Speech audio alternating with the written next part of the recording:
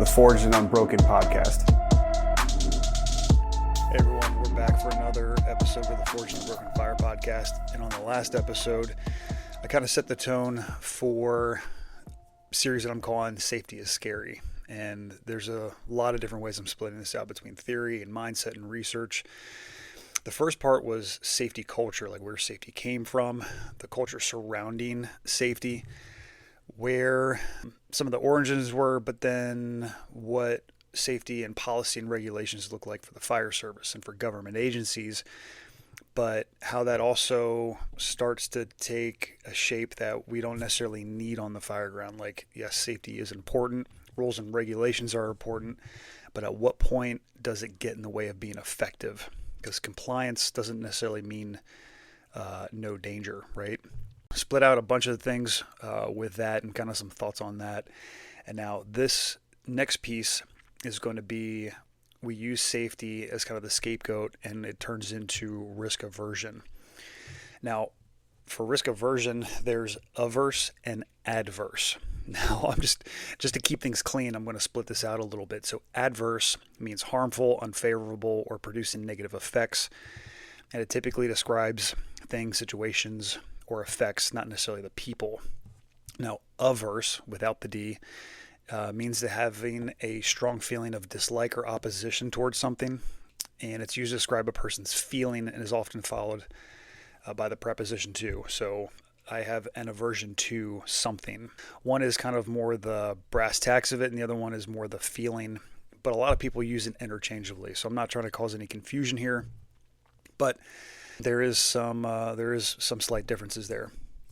Now, kind of setting the tone, there's been multiple fires that I've been on where the fire may even be that big. Maybe it is big. I've been on a few of them here where as soon as we get up on scene, we have another officer, a command officer. You know, you might have a couple rooms off. Maybe it is a defensive op, but instead of dealing with the issue at hand, they're like, that bush is on fire over off to the side. Like, go put the grass fire out. The woods are about to catch on fire. Go do that. And we're not attacking the problem at hand. And I feel like a lot of people get task saturated, so they start zeroing in on the small change. And it got me thinking, like, why are people starting to lean into the things that may not really matter? I think some of it is flipped priorities.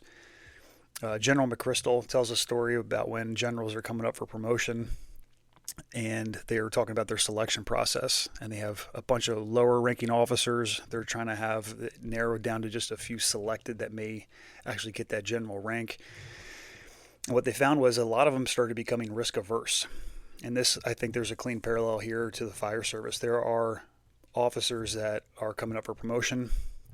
Maybe it's going from supervisor ranks to chief ranks, or even firefighters going to the supervisor ranks. And when they think that, hey, maybe I'm getting promoted, sometimes they start pulling back. Like, they don't want to mess up the opportunities.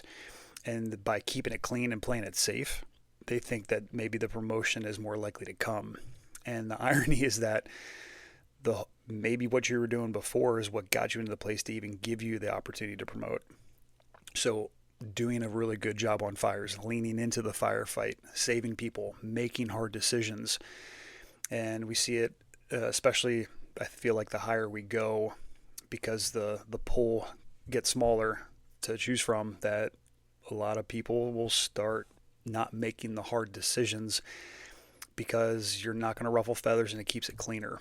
I'm not saying that's necessarily, and I'm saying that's not a good thing. How this may take place on the firehouse floor, just talking about some cultural risk aversion issues in the fire service. There's a lack of expertise. So I've been in situations where the crews are out training and they stop them and say, hey, we're going to go clean. You know, I don't think the house is as clean as it should be. So stop what you're doing and go do this. And I think that's that lack of expertise. The priority becomes cleanliness over training. And oftentimes those are people that may not have as much to offer. Another one, I've seen this unfortunately on a handful of fires, is the lack of competence. And that takes many forms. The common one is, I'm having an SCBA issue. We talked with, I'll leave names out of it. There were people on the outside that didn't come in to help because they said SCBA issues. Now, once the fire got knocked down and they realized that things were a little safer to go in, then all of a sudden, things start working again, right? And that comes down to a lack of competence and trust within themselves and their equipment and their skills. And then we also talked about the General McChrystal one. Sometimes people value the positions over their own people. So again, these are just some examples of cultural things where we flip the priorities and we start to become risk averse. Is a pendulum swing to this, right? So there are times when we will actually take things and go too far. So I don't want to leave that unacknowledged, right? We are putting ourselves in positions sometimes where we have the macho guy that we actually have to put reins on and pull back because that puts us in a bad situation. So I don't want to neglect and not address that either. I thought this was pretty interesting. This is actually from the European Helicopter Safety Implementation Team. And this is an early 2000 reports where they followed European and helicopter accidents. And the final report came out in 2010. And what they found was that they started studying decision-making processes for single pilot helicopters and the accidents that happened. And when they analyzed them, there were a bunch of cultural and behavioral issues that came out. And they broke it down into 5 main areas. One is your anti-authority. So sometimes people don't like being told what to do, and they see rules and regulations and procedures as being just completely unnecessary. Now, the antidote to that was you still need to follow the rules because usually they are right. What we talked about in the last podcast was that, yes, there are absolutely times when you need to break a rule because that maybe has a higher moral standing and may be the thing that saves a life. And that can't be something that you do all the time. You can't be a constant antagonist. And as Matthew McConaughey says, you got to know the rules before you can break them. So generally speaking, yeah, you do need to follow the rules. You also know when to break them. It can't be all the time. Usually the rules, though, are right. And good policies give you good overarching guidelines. And good policies also should give you the ability to have some dissent and be able to pivot. Now, a second area that they addressed was impulsivity. A lot of people don't take time to think about what to do. They feel like they just got to do something immediately. And oftentimes they don't choose the best alternative. And we'll kind of dig into this a little bit here when we start talking about some physiological stuff with the PFC. Their antidote, they said, was take a second, take that deep breath, think first and think twice. So take that tactical pause, take a deep breath, and then make a decision and make sure it's the right one. Invulnerability, number 3, accidents will happen to others, not themselves. That's the thought. And so they're more likely to take chances that increase risk for themselves or even the team or the crew because they're like, this can't happen to me. The antidote being you need to be aware that things absolutely can happen to you. I've heard this a lot in military circles, like, I'm not going to get shot. I'm not going to get blown up. It absolutely can happen to you. Number 4, and this is the more aggressive side of risk aversion, is having just a macho or egocentric view on the profession. And they take risks to prove that maybe they're good, or maybe they're trying to impress somebody, or they don't trust the other person. So just taking unnecessary risks can obviously be a foolish thing. So we have to be mindful of our capabilities, the crew capabilities, and sometimes we need to pull back because maybe one person on the crew can do great things, but the crew in and of themselves are not at that level. So it kind of levels things out a little bit. You need to be aware, is this risk a foolish one, or is it something that I can actually overcome? And then the last thing is resignation. So this is the stuff I'm really diving deep on, is oftentimes people will leave action to others, and they're going to, or sometimes maybe an officer does give an unreasonable request. I had an officer that wanted me to clip into a roof ladder while I was doing roof work. I was like, man, I just really don't feel good about that. That's not really something we do. And I think it's going to cause more danger. Ultimately, it didn't end up happening. But in these instances, you got to think, hey, I'm not helpless. I do have a voice. If the opportunity allows it, hey, can I make a difference? Or is this an environment where I can maybe push back in a respectful way and maybe give another option? So digging into some more cultural and behavioral biases that we have, there are these evolutionary biases that I believe play into our subconscious. And one of this is loss aversion. And loss aversion is a cognitive bias where humans feel the pain of loss twice as intensively as its equal gain. So let's say you get a win, you get that dopamine hit, you're like, cool. Something goes wrong though, and you have some type of loss that you experience. You feel that pain twice as intensely. So humans generally shy away from events where loss can be possible, just generally speaking. In one 2000 study, I thought this was interesting, of Journal of Marketing Research, car buyers are more likely to buy a cheaper car and then add options than they were to buy a more expensive car and take away options. By the end, the buyers who bought the more expensive car and removed features still spent more money than those that bought the cheaper car and added features, because adding feels like a gain, taking away feels like a loss. So think about the unfortunate loss from a line of duty death fire, the loss of a victim, a civilian in a fire. We feel that twice as intensely than maybe saving somebody. And making a rescue, making a grab, it's one of the highest callings that we have and is one of the best feelings that we can get doing this profession. But when we have a loss of a victim or a brother, that's when it hits us hard, and it hits the department incredibly hard, and then it starts messing with the crews and it messes with your psyche. So there's also this thing called the negativity bias, and it's common for humans to focus on the negative things that happen around us. And there's a lot of people that think that there's an evolutionary bias because of this. Humans have gathered and socialized for millennia, and in order for us to organize and collaborate in healthy ways, the social tribe size was often limited to 150 people. And this is known as Dunbar's number. And I first learned about this in Sebastian Junger's book, Tribe. And so they look at it from Native Americans here in America, but they've looked at it from tribes all over the world. And 150 person mark is generally where things start getting a little sideways. When you perform actions or make decisions that went against the group or the health of the group as a whole, it was basically to write your death ticket. So if you brought injury to the tribe, you then may be removed from the tribe. And now you become an outsider. You leave behind your access to food and shelter and relationships and security. So to perform to the cultural norms of the tribe, you are kind of ensuring your safety. So it could be a reason why people today don't like to step outside the bounds. They don't like to rock the boat. And we also notice it from an HR point of view. Once you get above a certain number and loosely around that 150 mark, that's when HR issues start going up, especially when you have, like where I work, we work at 24-48. We have well over 600 people now, but at the time when I first came in, we were just starting to break that 300 mark. And I remember union officials from the international was talking about, oh yeah, for whatever reason, once we hit that 300 mark, and then if you break that down into the 3 shifts, plus the people are off and all this, like you were over the 100, you're close to 150 people per shift assigned. Union officials from the international are like, oh yeah, this is when departments really see the uptick in HR issues, because once you start getting above that number, it really messes with cultural dynamics.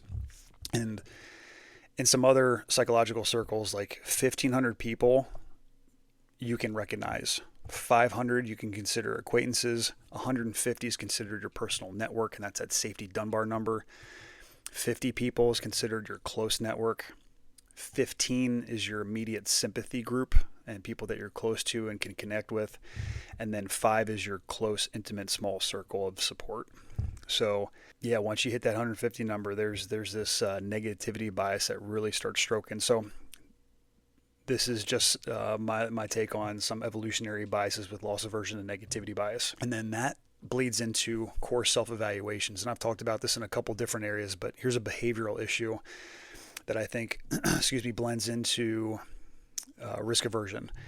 Now, core self-evaluations is broken down into 4 major areas. It's self-esteem, self-efficacy, your locus of control, and your emotional stability. There's a lot of crossover and similarities between the 4 areas, but the driving idea behind core self-evaluations, or CSE, is that the higher you metaphorically score in each area, the more sound your decision making is, the more sound your job and life satisfaction is, And when you don't have high marks in these areas, people usually have negative self-perception, and they have less job satisfaction and less life satisfaction. And so these 4 areas, they talk about your self-worth, your confidence, your competence, your control over a circumstance or a situation, and your ability to be able to handle stress, and if you're resilient. So a simpler way to kind of break this down is, if you experience a situation, is this something that could lead to PST disease or PST growth? When we see this happen or take place on a fire ground or in high stress decision making situations, research shows that people that score high in CSE lean into making hard decisions. They are more competent. They have higher job and life satisfaction, and they make the hard decisions and lean into the fight and have better outcomes. And they've seen this in high-risk professions like ours. They've also seen it in the high-risk medical situations, like nurses that have high CSE make really good decisions that save people's lives, and they're just better employees and have better job satisfaction. Whereas the people that shy away from hard decisions, those are the people that have a victim mentality. We see this in the fire service a lot, unfortunately, or they take a situation and it becomes something that drags you down instead of it being something that you're using for growth. This is where low CSE markers really come into play.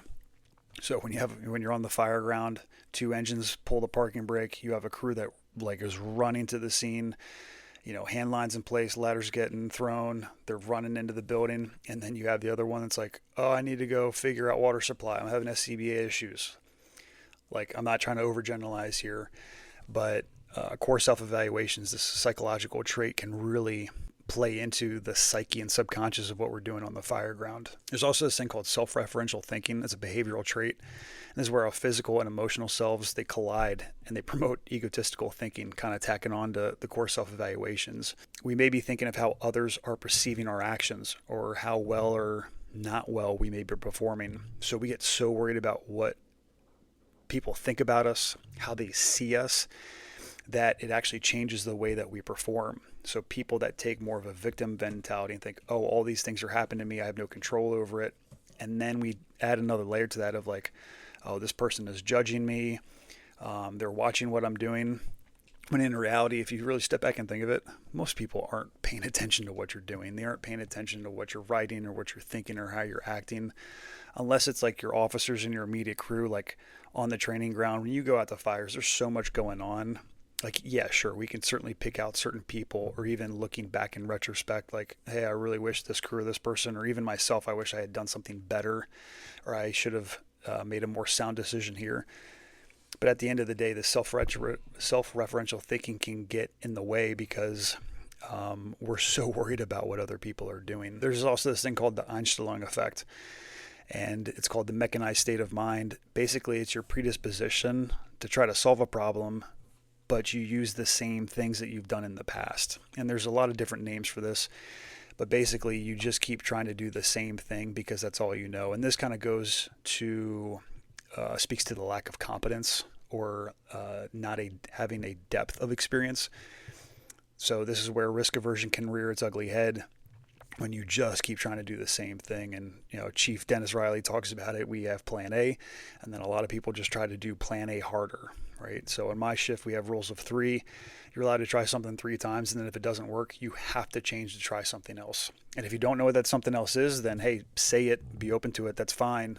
Bring somebody else into the solution. But by just trying to do the same thing over and over again when it's not working, it's not going to help anything out. And generally speaking, there are other methods and solutions available. People just aren't hip to it. Let's talk about some more physiological things. If you've been with me on the platform, on the online community, I've talked about some of these things. There is this thing called the HPA axis, the hypothalamic pituitary adrenal axis. And this is basically the process and the chain reaction that happens in the body when you encounter a stressful stimulus. This is the beginning of your sympathetic nervous system, the fight, flight, or freeze response. So you see a stimulus, your hypothalamus gets lit up, goes to the pituitary gland, hits the adrenal glands, and then it just starts dumping all the different hormones. That's a normal process. The issue here becomes talking about people with like low CSC, if you have low competence, if you have the victim mentality, if you're somebody who suffers from anxiety and depression, your HPA axis just gets overworked. So what happens is the pathway gets so worn in to stress, it just elicits more stress and more stress hormones, more cortisol, and that kind of becomes your norm. So your resting state for cortisol and when it's present in your body just is so much higher. And what this leads to is poor heart health, lowered immunity, chronic stress, further anxiety and depression, lack of emotional control, mood swings, and inconsistent behavior. You generally have a negative disposition and you're easily overwhelmed. And the big one is that you are risk averse. And if you make decisions, they're risk averse decisions. An HPA axis and the process that happens inside the body, the actual metabolic process, is a normal one. But again, when you are anxious or depressed, low CSC, you are just wearing in that system. On the back end of this, in the next podcast, we're going to talk about how to develop grit. And there's actually some metabolic processes that happen when you do hard things, when you're training mind, body, and spirit. And it actually has a physiological effect and makes your HPA axis work more efficiently, and you blow off cortisol. And we'll kind of talk about that here in a little bit. Now, when we get into these high stress environments, and especially not just high stress environments, but also environments that include heat stress. So you think the fire service in a fire room, the prefrontal cortex just gets lit up. And the prefrontal cortex, like the front side of the brain, and it's responsible for executive function. So high level decision making. It's used for cognitive control. It's used for performance. So like recall, taking ambiguous stimuli and making meaning out of it. So you're able to take in all of these signs and cues from the fire, from an emergency, from a car wreck, whatever high stress situation you're in, you're able to make meaning of it. You can make really sound decisions, develop plans, and then be able to communicate that and physically and mentally act on it. Now, for people that are none of those things, or they're not competent in their skills, they're not used to heat in actual fire rooms, and they haven't developed the skills and expertise to be competent on the fire ground, then that's when all these things are going to happen. So your cognition performance drops, you become more impulsive, and you can also become more aggressive. Now, aggressive isn't necessarily a bad thing. I don't think it's a bad word. But where aggression and impulsivity come into play is that oftentimes people do become more aggressive in the way that they make bad decisions. And they won't actually listen to other people that may actually bring in other clues or have good plans or trying to make good decisions. You're more likely to shut them out, make an impulsive action that's not a sound one. So that's where the prefrontal cortex really gets into play. I just threw out a bunch of different things. We talked about cultural, behavioral, and physiological effects, the things that are happening on the fire ground, but also in our bodies, in the firehouse, the culture, and how this all affects risk aversion. On the back end of this, in the next episode, what we're going to get into is how we develop grit. And there's this quote by Jack Bovender that says, you can't change yourself in 30 minutes into something you haven't been in 30 years. So this is the development over a career, over your life, and over your profession. And I'm going to get into some of what I believe is going to get you to be more fireground prepared and ready, be a more durable, resilient human being. And we're going to break this down in a lot of different ways, but that'll be part 3. So appreciate everybody's support.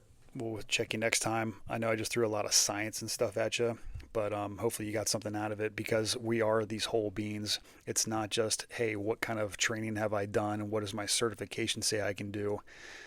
You know, we can be messy, and how we are physically, mentally, emotionally, and spiritually, they all come to work with us, and they show up on the fire ground. And then you multiply that by however many people on the fire ground. This is how things can go sideways, or be something that can come together as a collective and be used for a lot of good. So a lot of science and stuff and theory and psychology I just threw at you. But in my opinion, these are a lot of things that I see and have experienced over the years that play into this risk aversion. So appreciate your support. We'll see you next time where we start talking about developing grit and durability. Thank you.